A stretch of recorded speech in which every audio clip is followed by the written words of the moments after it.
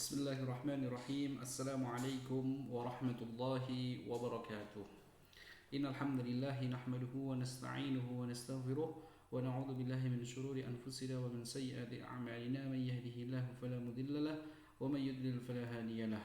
Asyhadu an la ilaha illallah wahdahu la syarika lahu wa asyhadu anna Muhammadan 'abduhu wa rasuluhu la nabiyya ba'dah. Amma ba'd.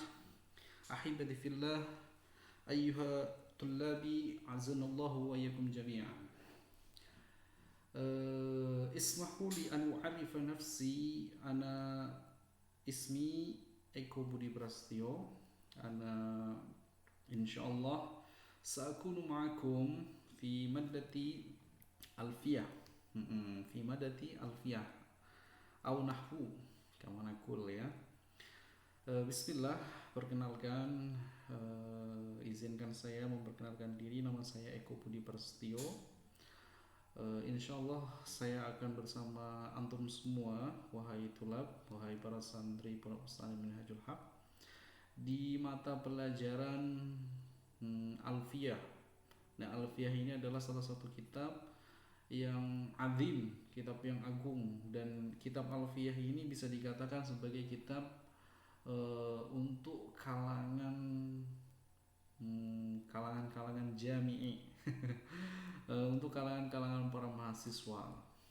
Biasanya diajarkan untuk kalangan mahasiswa, tapi tak mengapa, kita ini termasuk golongan yang masya Allah diberikan kemudahan untuk mempelajari lebih awal. Mudah-mudahan nanti pas ketika jenjang di perguruan tinggi kita tidak mendapati kesulitan.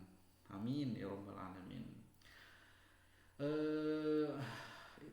Kemudian teman-teman atau seluruh santri Madrasah Aliyah Minhajul Haq, pada kesempatan kali ini ana taharrajtu fi Jami'atis Sunnatil Islamiyah, summa iltahaqtu bi magister fi Jami'atil Islamiyah Sumatera Syamaliyah.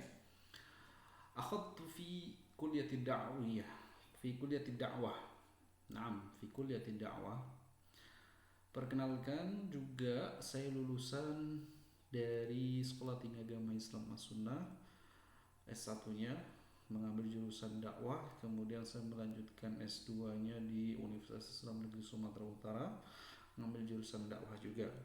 Nah, pada kesempatan kali ini saya diamanahi juga sebagai kepala Madrasah Aliyah Minhajul Haq, dan tentunya saya akan membersamai kalian semuanya, seluruh para santri, dalam pembelajaran jarak jauh di matan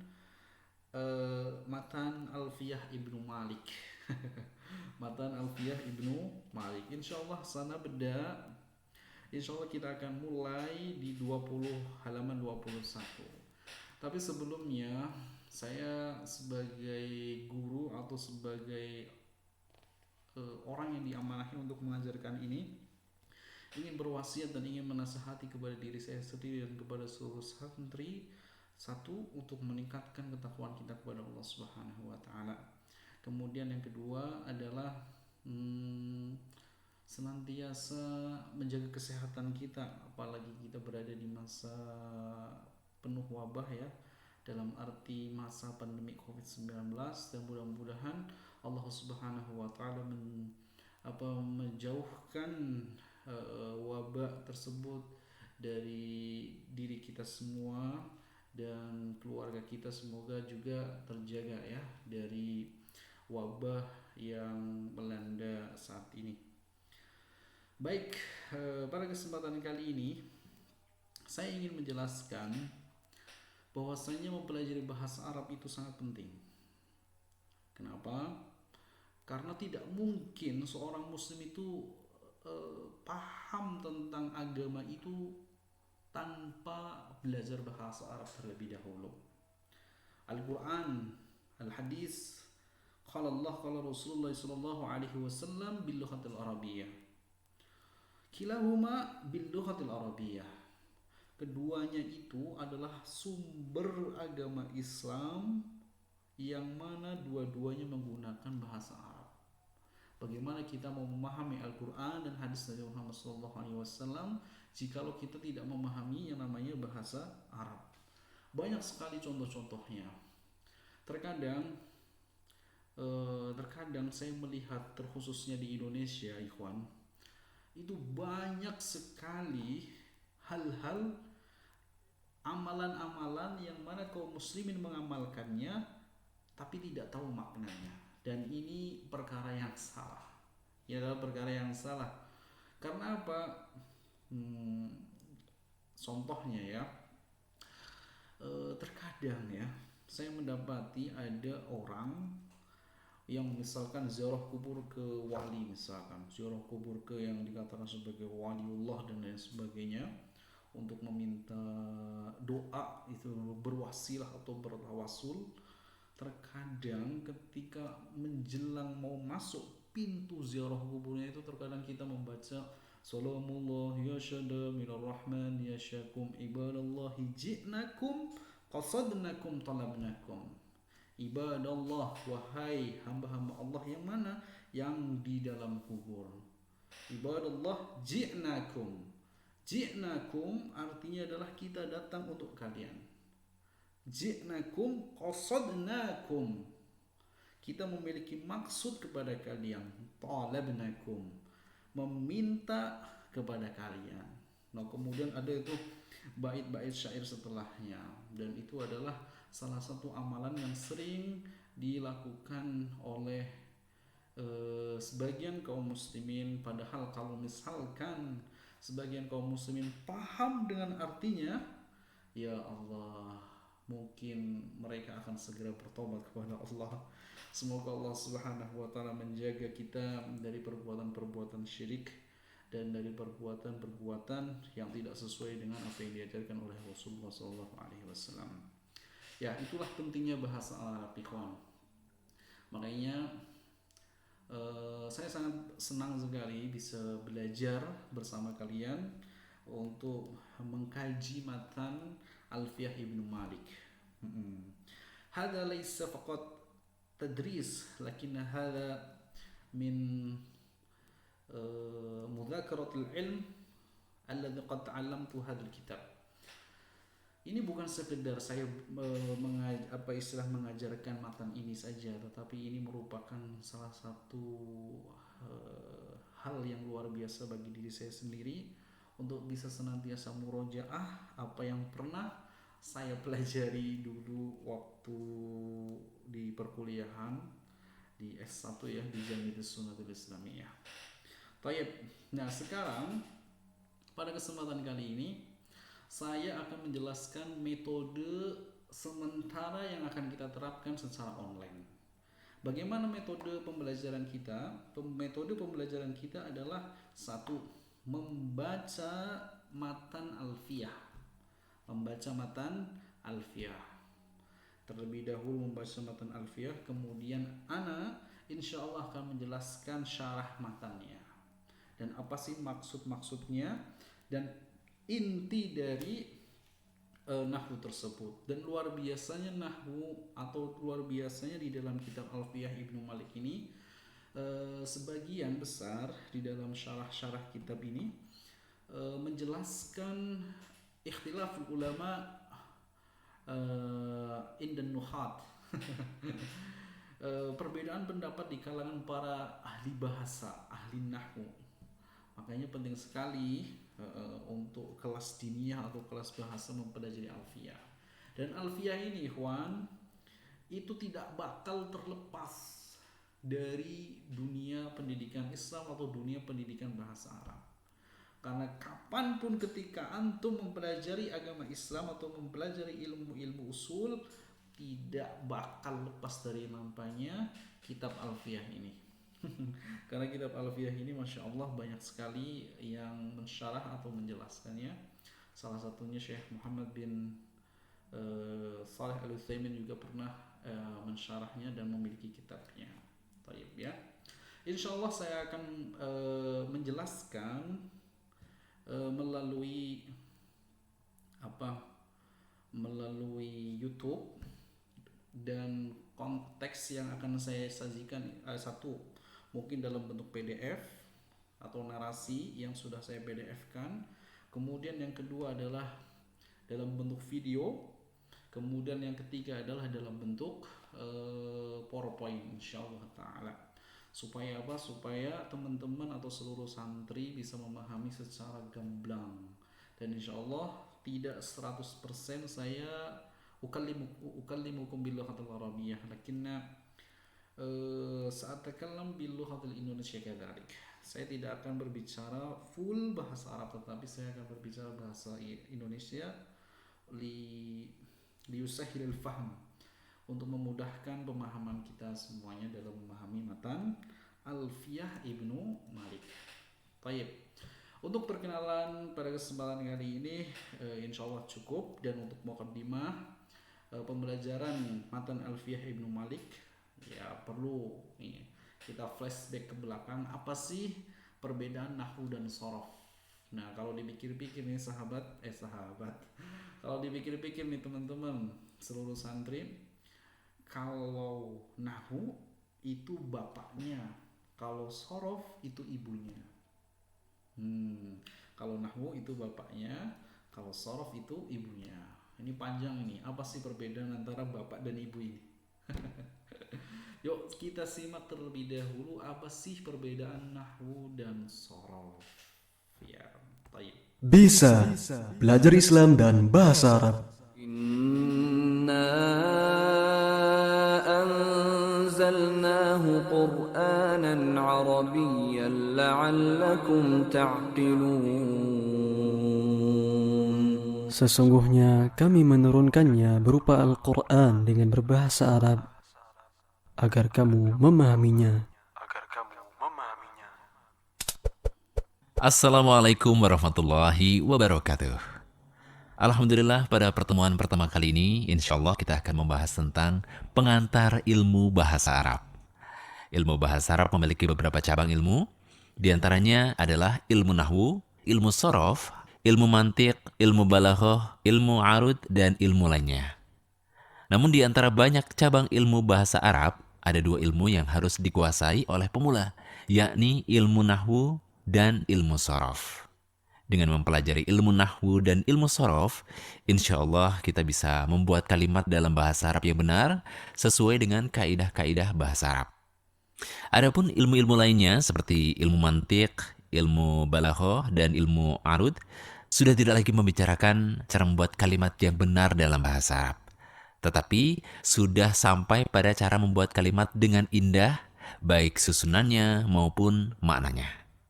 Jadi, sebagai pemula, kita wajib untuk menguasai ilmu nahwu dan ilmu shorof.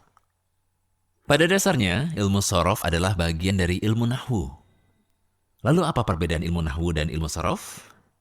Ilmu nahwu adalah ilmu yang mempelajari struktur kalimat bahasa Arab. Sedangkan ilmu shorof adalah ilmu yang mempelajari perubahan kata dari satu bentuk ke bentuk yang lainnya.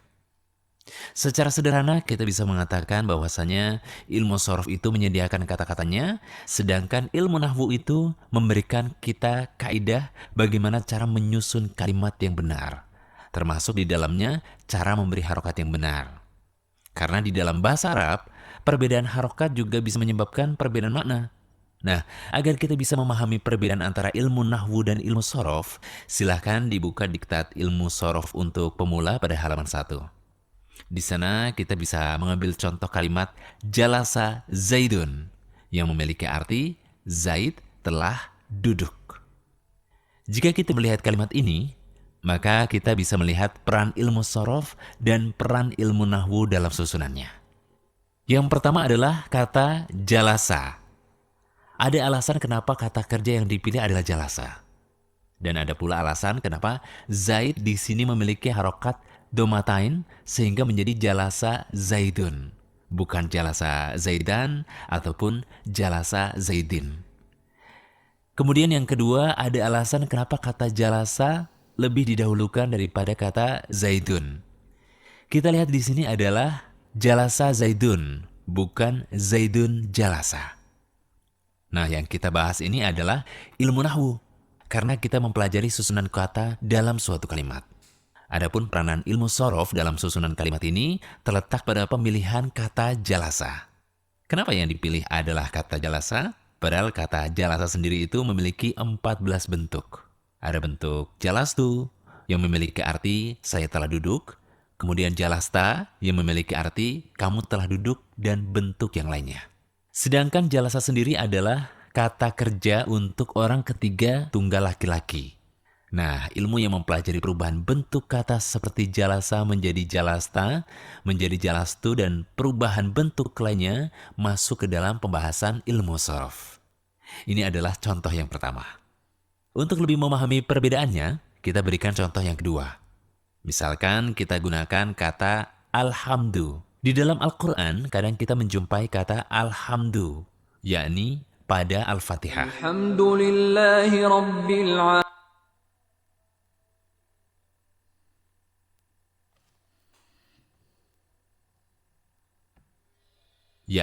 Yakni pada Al-Fatihah. Alhamdulillahi Rabbil Alamin. Kita perhatikan bahwasanya alhamd di sini kita baca dengan domah. Namun di kesempatan lainnya kita sering mendengar para khotib membuka khutbahnya dengan membaca innal hamdalillah. Kita perhatikan alhamd pada kalimat khutbah pembuka ini dibaca dengan harokat fathah, bukan domah sebagaimana di Al-Fatihah. Kemudian di lain kesempatan kita melihat seorang ulama, Imam Al-Baiquni, pengarang kitab hadis. Beliau membuka kitabnya dengan mengatakan abda'u bilhamdi. Ia membaca kata alhamd dengan kasrah. Nah, perbedaan penyebutan harokat dari alhamdu, alhamda, dan alhamdi pada 3 contoh yang sudah saya jelaskan tadi dibahas dalam ilmu nahwu. Karena dalam ilmu nahwu, harokat itu sangatlah penting. Bahkan perbedaan harokat bisa menyebabkan perbedaan makna. Contohnya misalkan kita menggunakan kata doroba yang memiliki arti memukul. Jika kita menyusun kalimat doroba Zaidun bakron, maka maknanya adalah Zaid memukul Bakar. Akan tetapi bila kita membacanya sebagai doroba Zaidan Bakar, maka maknanya adalah Bakar memukul Zaid. Perhatikan bahwa perbedaan harokat di sini bisa merubah pelaku menjadi korban atau objek. Ini semua insya Allah akan dibahas dalam ilmu nahwu. Selanjutnya kita akan melihat contoh pengaplikasian ilmu sorof. Kita masih menggunakan kata yang tersusun dari ha, mim, dan dal. Dan semua kata ini memiliki akar makna yang sama, yakni tidak jauh dari arti pujian. Contohnya pada Al-Fatihah. Kita membaca Alhamdulillahi Rabbil Alamin. Segala puji bagi Allah, Tuhan semesta alam. Alhamdu memiliki arti segala puji bagi Allah. Kemudian kita sering mendengar istilah tahmid. Ada unsur ha, mim, dan dal pada kata tersebut. Dan kata ini maknanya tidak jauh dari kata pujian. Tahmid adalah istilah untuk zikir dari Alhamdulillah. Kemudian nama Rasul kita, Nabi kita yang mulia, Sallallahu Alaihi Wasallam adalah Muhammad. Ada unsur ha, mim, dan dal, yang artinya orang yang dipuji atau terpuji. Kemudian Rasulullah juga dinamai dengan Ahmad. Juga ada unsur ha, mim, dan dal pada kata tersebut. Dan kata Ahmad ini maknanya adalah orang yang paling terpuji. Kemudian nama-nama Islam yang sering digunakan oleh kaum muslimin seperti Hamid yang maknanya adalah orang yang memuji, Mahmud yang artinya orang yang dipuji, dan ada pula yang bernama Hamdi yang maknanya adalah pujianku. Ada unsur ha, mim, dan dal pada kata tersebut. Kita bisa melihat bahwa untuk kata ha, mim, dan dal memiliki banyak sekali variasi kata. Dan inilah yang dibahas di dalam ilmu sorof. Kesimpulannya, ilmu nahwu adalah ilmu yang mempelajari susunan kalimat, baik harokatnya maupun letaknya. Adapun ilmu sorof adalah ilmu yang mempelajari perubahan bentuk kata dari suatu bentuk ke bentuk yang lainnya. Ilmu nahwu dan ilmu sorof sering disebut oleh para ulama dengan istilah ilmu alat. Karena memang ilmu ini adalah alat atau kunci untuk membuka cakrawala Islam dan mempelajari seluruh cabang ilmu Islam. Tidak mungkin kita bisa mempelajari tafsir dengan baik kecuali setelah kita memahami bahasa Arab. Tidak mungkin kita bisa memahami hadis Rasulullah dengan baik kecuali setelah kita mempelajari bahasa Arab. Tidak mungkin kita bisa memahami lautan ilmu yang luas dari para ulama yang kita jumpai pada kitab-kitab mereka kecuali setelah kita mempelajari bahasa Arab. Jadi benarlah perkataan seorang penyair yang mengatakan bahwa an-nahwu aula awalan ayyu'lama idil kalamu dunahu la yufhama. Ilmu nahwu yang mencakup ilmu sorof adalah ilmu pertama yang paling utama untuk dipelajari. Karena perkataan Allah dalam Al-Quran, perkataan Rasulullah dalam hadis, perkataan ulama dalam kitab-kitabnya tidak dapat dipahami kecuali setelah kita mempelajari ilmu nahwu dan ilmu sorof. Baik, itulah penjelasan perbedaan antara ilmu nahwu dan ilmu sorof ya. Semoga mukadimah pembelajaran kita kali ini menjadi pemacu kita lebih semangat lagi untuk belajar bahasa Arab, terutama belajar nahwu dan belajar sorof ya. Demikian mukadimah pembelajaran kali ini, mudah-mudahan ke depan lebih semangat lagi ya buat teman-teman semuanya. Jikalau ada pertanyaan atau pertanyaan berkaitan dengan ta'aruf bersama saya atau mukadimah pada kesempatan kali ini atau seputar kitab Matan Alfiyah Ibnu Malik, silahkan bisa layangkan komentar pada kolom komentar ya. Ya demikian ya. Wassalamualaikum warahmatullahi wabarakatuh. Subhana rabbika rabbil izzati amma yasifun wassalamun alal mursalin walhamdulillahi rabbil alamin. Wassalamualaikum warahmatullahi wabarakatuh.